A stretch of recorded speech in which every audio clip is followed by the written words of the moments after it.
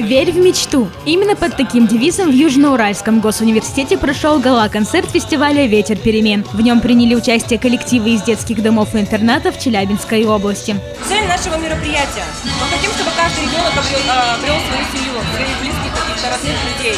Сегодня все радостные, все позитивные, сегодня столько народу. Мы очень рады, что у нас и получилось. 15 творческих коллективов боролись за главный приз – поездку на международный фестиваль «Золото Балтики», который пройдет в Калининграде. Победительницей стала Екатерина Крысюк из Коркина.